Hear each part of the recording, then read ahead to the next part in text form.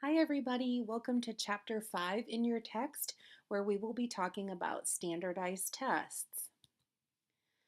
The first thing to consider when we're talking about standardized tests, and one of the features that is a little bit unique or kind of raises the standard for this type of test, is that the tester or the examiner, him or herself, does require supervised training and experience in administering a standardized test. So there is a specialized level of training that is required to learn to give tests under standardized procedures.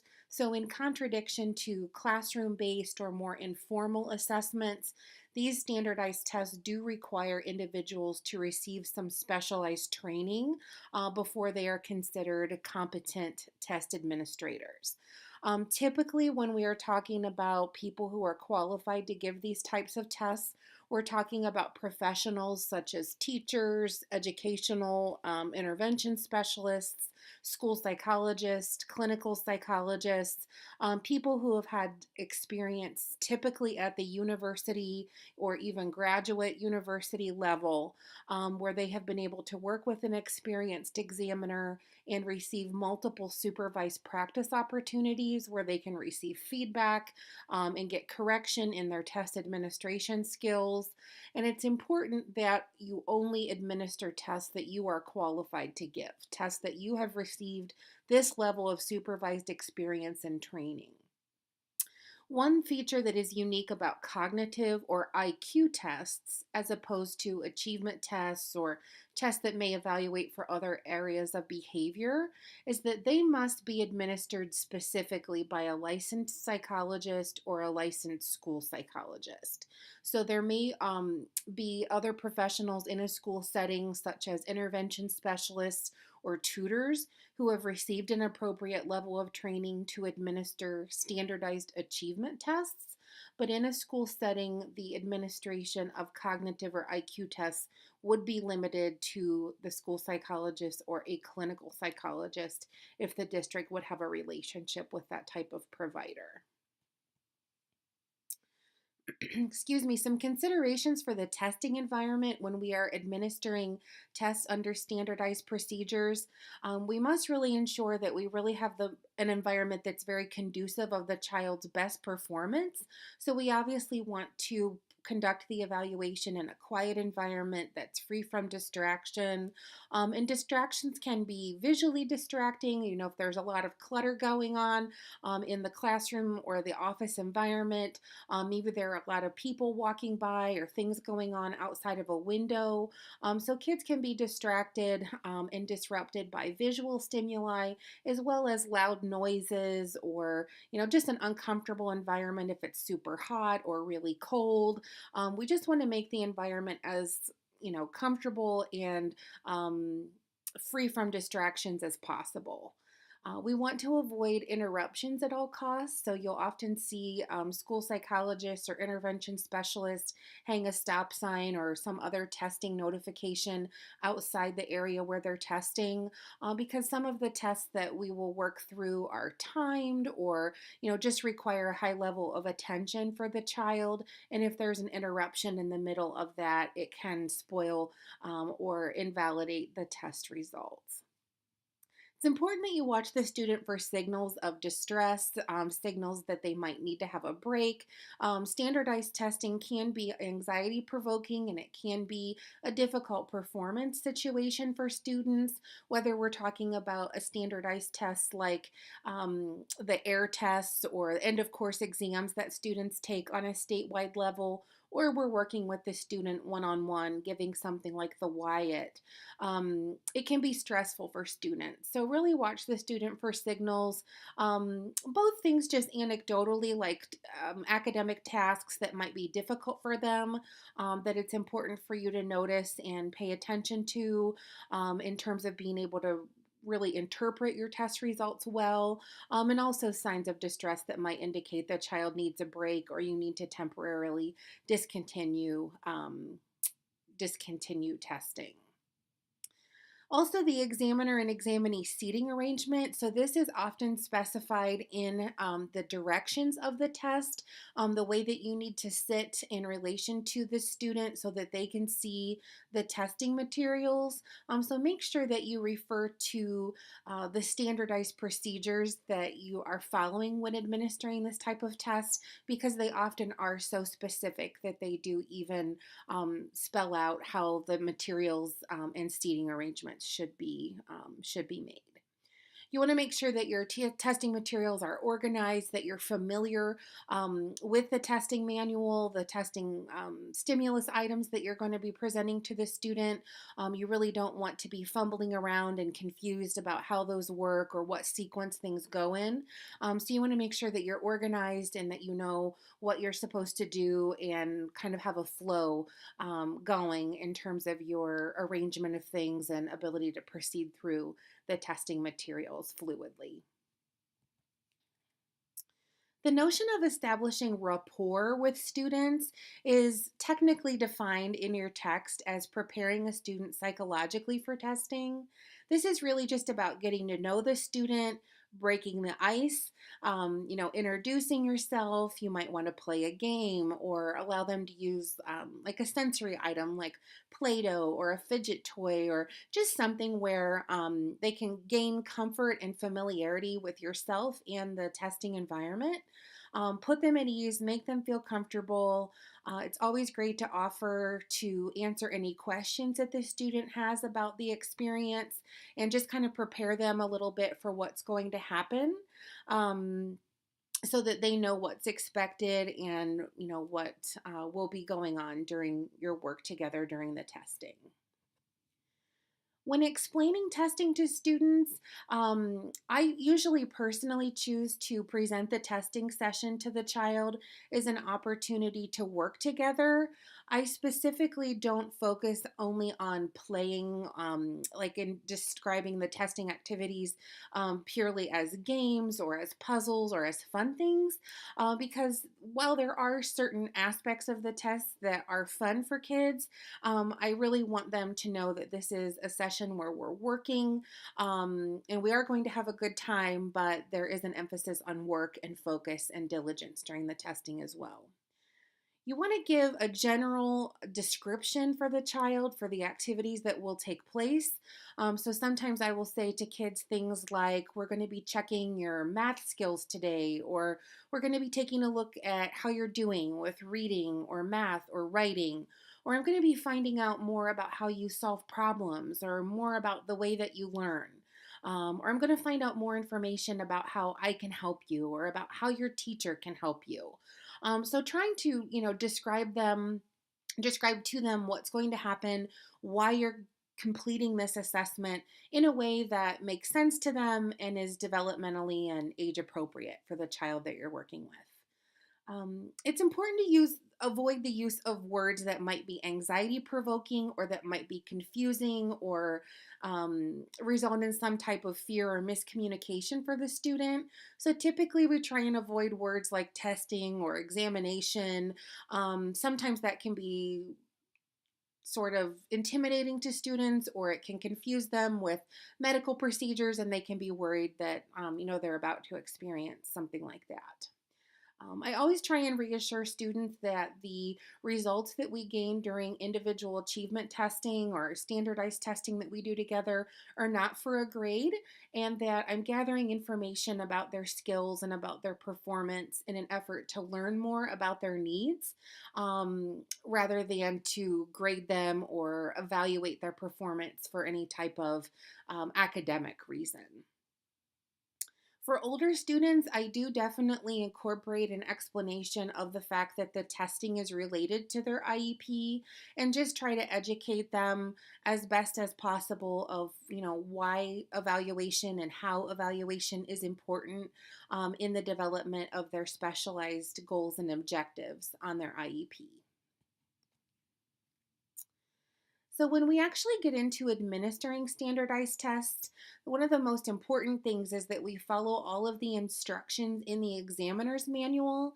So, whether you're giving an individual test like the Wyatt or you are proctoring a statewide achievement test, if it is standardized, it will have a lengthy set of instructions for you to review and become familiar with that will outline specifically how to give the test. This is really important because standardized testing is all about administering the test the same way every time so that we can rule out environmental factors or other variables that might contribute to the child's score. Keeping everything standardized and keeping everything the same and in line with the test instructions allows us to have confidence in the results that we get from these types of tests and evaluations. So, our goal is to really obtain the best possible sample of student behavior and achievement under those conditions. So, our goal is to get the best idea of how the child is performing within those parameters that are specified by the testing instructions. Again, considering that, it's still really important to maintain rapport with the student and have a good working relationship with the examiner and the examinee, so the evaluator and the student. Again, always making sure that we take good care of the child, and if something is particularly distressing or upsetting, that we stop the testing procedures and attend to that child's immediate needs. The child's needs really always come first, as important as it is to maintain test integrity and complete things as they are defined and described by the test instructions. It's most important to maintain that relationship and take good care of the student. Talking about some guidelines for test administration, I will refer you back to your text. There's a table in Chapter 5, it's Table 5 2, and it talks about some specific guidelines.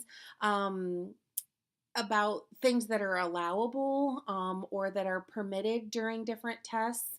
So this can talk a little bit more specifically than I'm going to go over in the lecture about if you're allowed to repeat test items. That's usually permissible, but refer to the specific manual. Doing a query or asking a student to repeat or elaborate or clarify on a response. So refer to that table for a more in-depth discussion and a summary of some of these guidelines for asking clarifying questions, responding to student inquiries, and just some of the standardized procedures for addressing those things that come up during test administration. So again, some other things that I just want to continue on under that same umbrella are just that we do obviously want to elicit the student's best response. So we are allowed to ask some guiding or clarifying questions if the child's response is in some way unclear. But we're not allowed to provide feedback for the child during these types of tests in terms of letting them know if their answer is correct or incorrect. We're also not permitted in most cases to supply the correct answer to students. After they've given their answer, sometimes they're curious to know if it was right or wrong, or if they know they got it wrong, they might be curious about what the correct answer is. Except in a few specific circumstances that are spelled out in the testing instructions, we typically are not allowed to provide that type of feedback to students. It's also important that we don't reinforce correct answers, and this can be really difficult because it's just often our nature to praise kids when they do a good job or when they are performing well, to say, oh, that's right, or yeah, you got that, that's great. So you can provide general encouragement like you're working really hard, or thank you so much for paying attention. You're doing a great job in general, but giving a great job every time they give a correct response would be considered feedback about their performance. So we just have to be kind of cautious and careful to walk that balance of being encouraging and motivating and maintaining that rapport, but also not breaking the rules of the standardized testing procedure. So just be really familiar with the specific instructions in the test manual that you're working with. Again, there will be specific guidelines for you whether you're proctoring a group achievement test under standardized conditions or if you're in a situation or a setting where you're working directly with a student on a standardized test. I did want to touch base a little bit here about encouraging students to respond. So occasionally we will work with students who give up very quickly or are just not, naturally perseverant through difficult test items. So when we have students that are just very quick to say, I don't know, or pass, it doesn't really give us a lot of good information about their skills because we're often evaluating more the fact that they're giving up than we are looking at their individual skills. So we are allowed to encourage responses by prompting students to take a guess or give it your best try.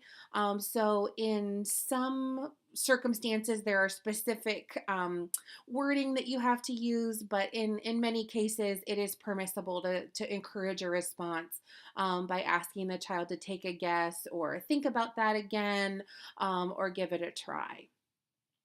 Additionally, there are times where a student's response is unclear or incomplete. So there are some specific situations where the test will prompt you to give what's called a query, where you will ask the student for clarification or to provide additional information.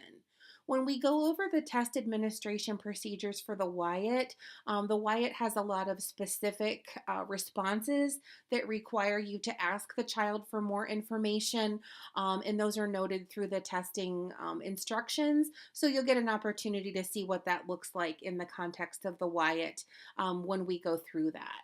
But typically, the way we query a student is to say simply, tell me more or explain what you mean.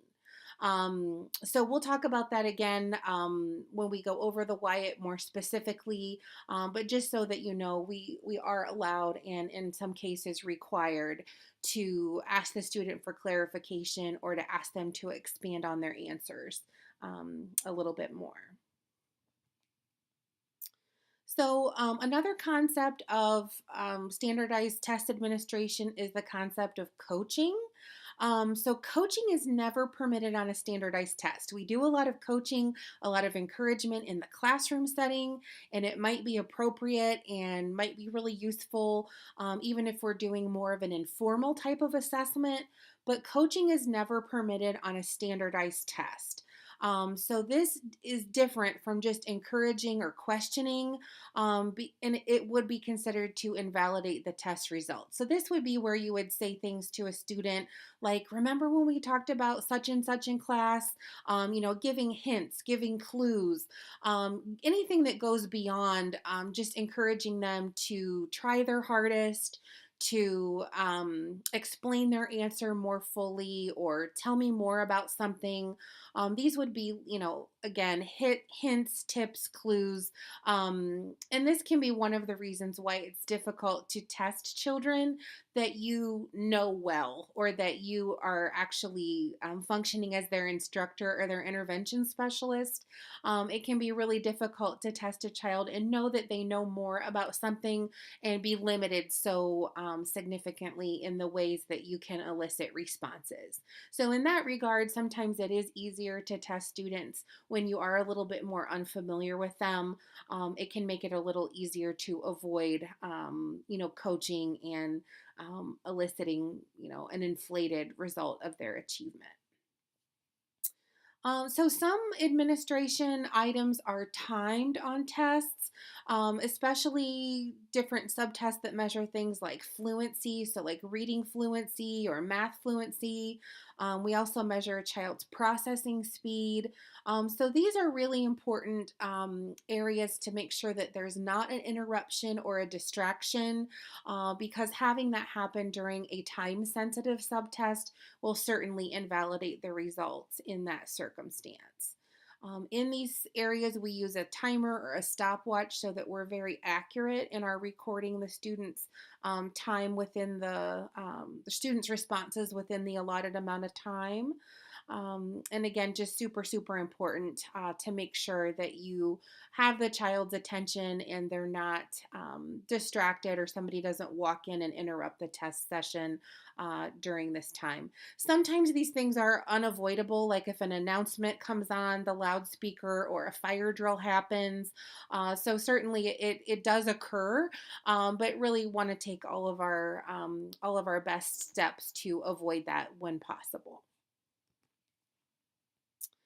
So, one of the big tasks that you have as the examiner when you are administering a standardized test on an individual level is recording the student's responses. And that's recorded in a testing material called the protocol. So, the test protocol is just the fancy name for the booklet or the paper where you will record the child's responses to the test. It's really important that we keep our record of the student's responses accurate and that it's complete.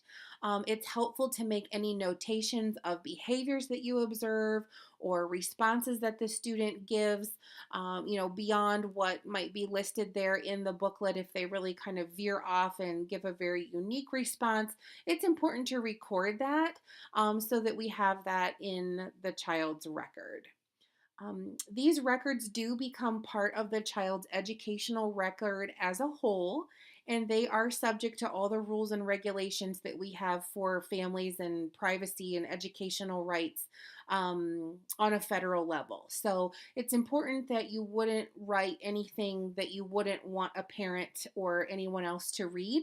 So it's important that your record of the student's responses or any anecdotes or behaviors that are observed are recorded in a way that's professional, that's factual, and that's not in any way, disrespectful or unkind. You just really want to, anytime you write anything down about a child, obviously you want to adhere to those things, but just be aware that these aren't your personal notes. These are part of the child's educational record.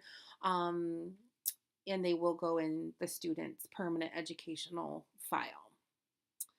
So when you're working with the child, it's important to conceal the protocol because it does often have answers in the protocol. So you don't want the child to be able to have access to the answers. That can certainly inflate their achievement on the test. Additionally, it's where you will be recording their score that they get. So you will keep a record of their correct and incorrect responses.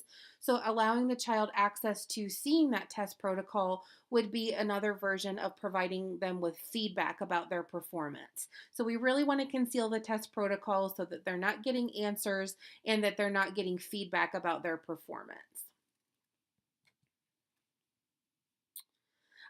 Verbatim recording of student responses is where the examiner records the student's responses, everything that they say. It can be really helpful for the scoring and interpretation component of our evaluation. It can really help us analyze errors and inform instructional recommendations.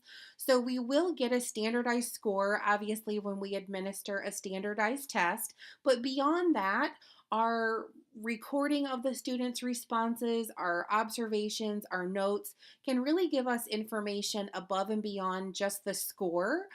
Sometimes some of the most valuable information that we get about how to instruct or intervene for a student comes from those observations and those nuances. So, really giving the test under the standardized procedures and in the correct way is the science, and being a keen observer and making accurate notes and just being very present and very aware of the student's performance and the way that they approach problem solving, looking at their pattern of errors and trying to think through the way that they arrived at those responses can give you, as an examiner, really rich information about how to help the child. So, some of the most important nuggets of information that we get about how to help, how to intervene, how to most effectively serve the student come in those, little in between moments of analyzing their errors and observing their behavior. So really don't sell that short. Don't underestimate that. When you are working with a child, pay attention to those little things because they matter just as much, if not more, than the overall score that you get. I noted here some of the shorthand abbreviations that we often use when we record students' responses. So if we have to use a query or a prompt, or the student responded, I don't know, or just gave no response, these are some ways that you can kind of shorthand abbreviate those in your protocol so that you have a complete record, you know what went on, but you're not spending, an excessive amount of time and losing the child's attention as you record things. So we definitely use shorthand, definitely use shortcuts, but the bottom line is it's really important to record everything that we can that happens during the test session behaviorally and in the child's responses, even when they're not correct. So some things I want to go over about administering test items specifically include what are called the basal and the ceiling rules. So starting with the basal is defined by your text as the point in the test at which it can be assumed that the student would receive full credit for easier answers. So I'll explain a little bit more about what that means, and this probably won't make complete sense until we actually start working with the Wyatt kits and you can really interact with the testing materials and see how this plays out in real time. But essentially, the standardized tests that we give on an individual basis often cover achievement for students, sometimes from preschool all the way up through 12th grade. So, not everybody's going to answer every question on the test. For students who are older or who are in later grades in school, we will often just start them midway through the testing materials. So they might start a test item at maybe item 30, whereas a child who's in kindergarten might start at item number 1.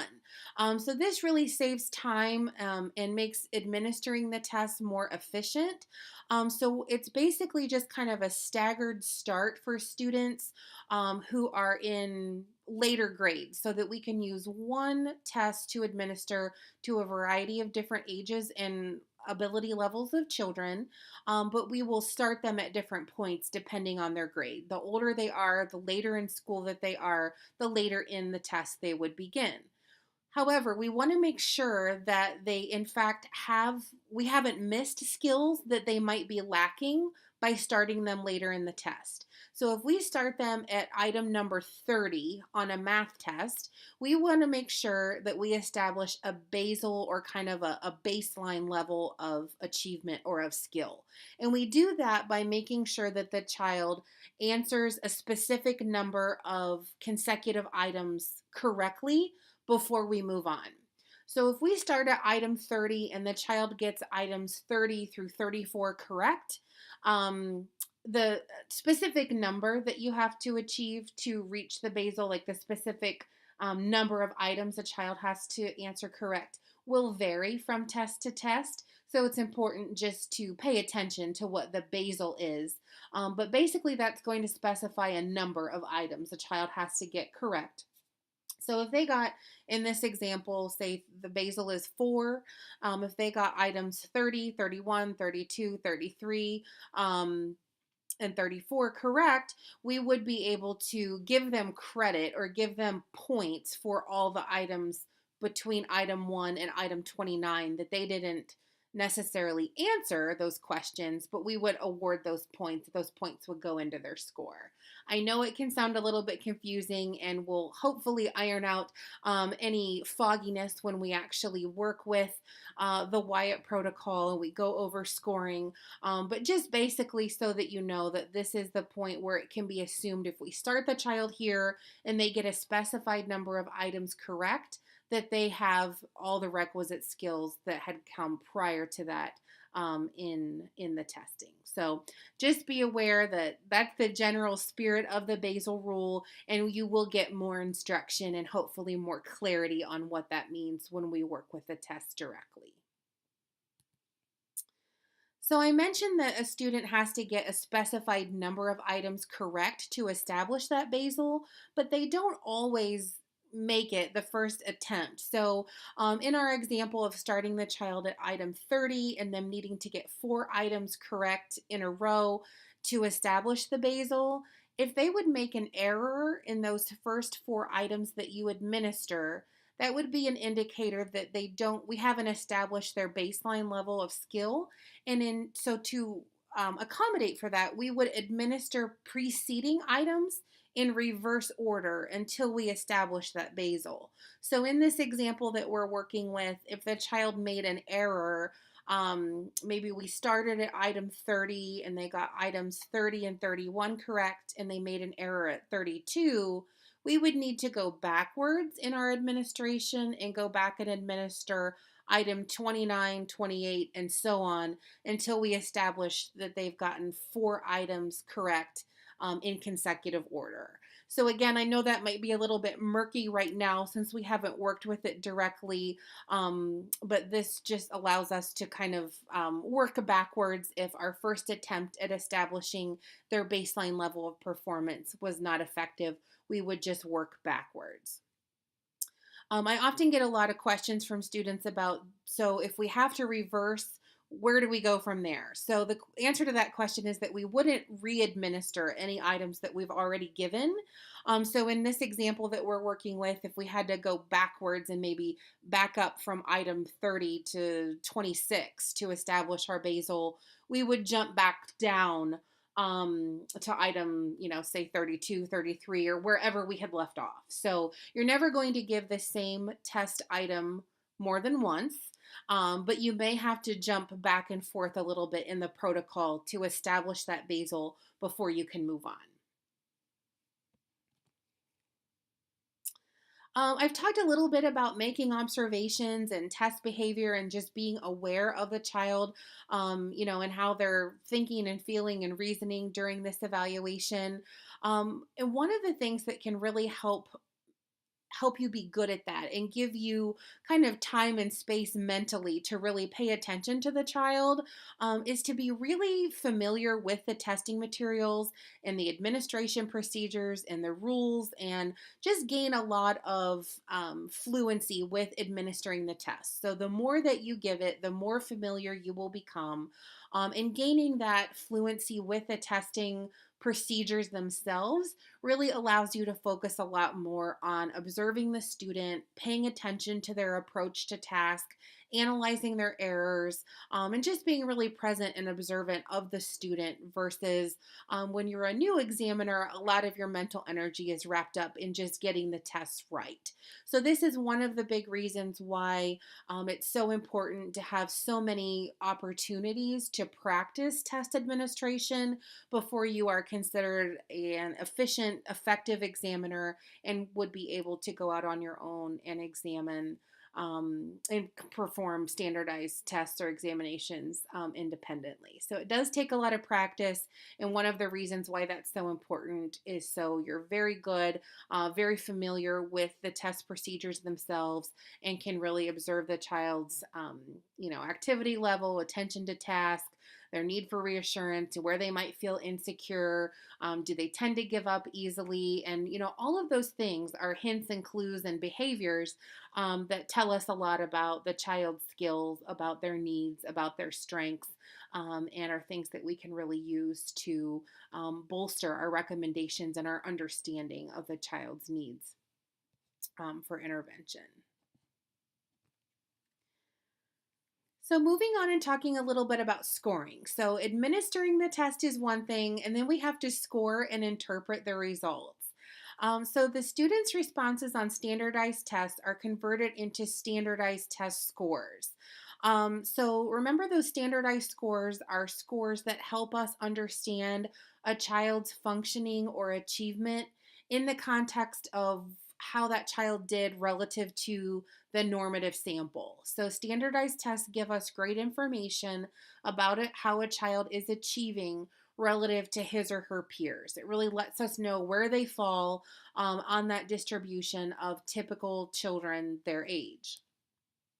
We first calculate raw scores. So, raw scores are simply a tally or a calculation of the number of points earned by a student on a specific um, subtest. And then we take that raw score and we convert it into a standardized score that allows us to compare the child's performance to others. So we'll first just tabulate or tally all of the raw scores that we get on the subtest, and then we have to perform an additional calculation to determine what the standard score is. So when you're administering a standardized test, the number of points or the number of questions that a child gets right on the test is not their score. You will perform a calculation on that value that you get from each subtest to derive that standard score. So it is kind of a two-step process to arrive at that standard score. Standard scores are always based on either age or grade level. And when we're working on calculating standardized scores based on age, the calculations are sensitive enough that we need to calculate what's considered the chronological age, which is the exact number of years, months, and days since the child was born. So it's their very specific age to the year, month, and day. And this is used to match the child with the appropriate peers in the test normative group for comparison. So this allows us to make sure that we're comparing apples with apples. We're comparing all kids that are 7 years, 5 months old to all other kids who are the same age. So we're not comparing children who might be 8 years old with kids that are 6 years old and vice versa. This makes sure that we are comparing a child's achievement with their specific same age peers. So to calculate the chronological age, you need to know both the child's date of birth and the date that the test was administered. So you will always calculate the chronological age based on the date of testing, not the date that you write the report or the date that you have the meeting, but you'll use the date that the test was actually administered to calculate the child's chronological age. There's a lot of chronological age calculators that are available online. We used to have to do this by hand, but there are a lot of apps and computerized methods for arriving at the chronological age now. Whenever we administer standardized tests, there is a certain amount of error that can be inherent in the test. So measurement error is a specific calculation that allows us to account for the degree of measurement error um, that might be inherent in our test. So even if we administer the test appropriately, we don't make any mistakes, we know that there's still going to be some error. The test scores or results that we get will not be an exact measurement of what the child knows. It won't be an exact measurement of their achievement at that point in time. It gives us a really good estimate, but it's not exact. So the standard error of measurement is a statistic that estimates the amount of error that's believed to be within a score. The smaller the standard of error of measurement is, the more accurate the test results are. So that's important when you are considering what type of test you might give, or you're faced with an opportunity to purchase or utilize a test that's new or that's unfamiliar to you. One of the things you would want to consider is, what is the standard error of measurement? And the smaller the number, the more accurate the test results will be.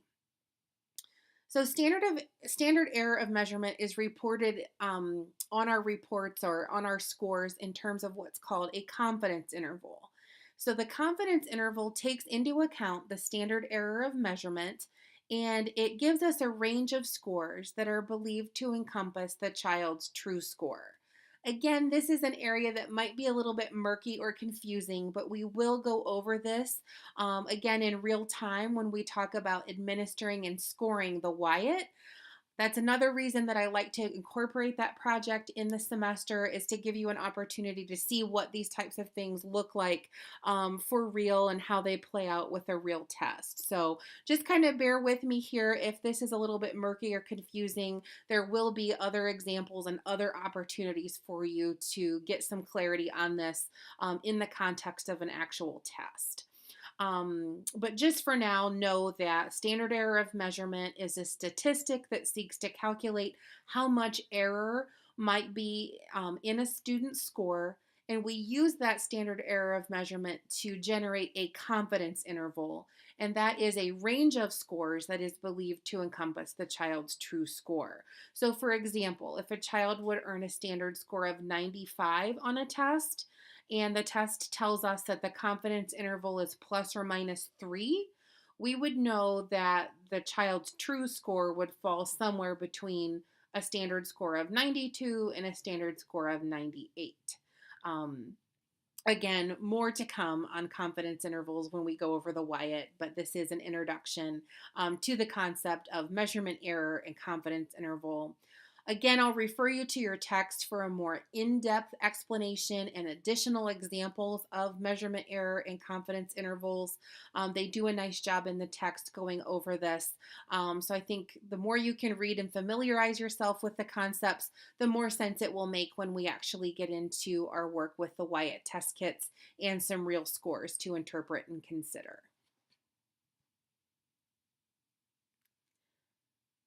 So, some considerations for test validity when we're interpreting results. So, we've talked about administering the standardized achievement test. We've talked a little bit about scoring and the types of scores that we get. And this is talking about interpreting the results.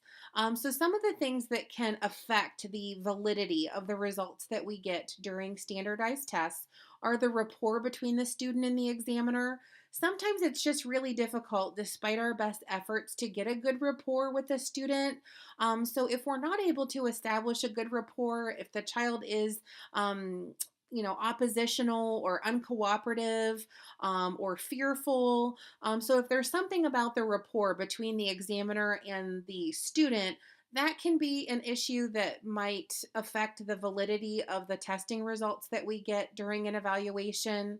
There are also environmental considerations. If you're not able, for whatever reason, to establish a distraction free environment, so if you're interrupted a whole bunch of times, or if, something happens during testing that can just really, confound the results, that's something that you need to consider.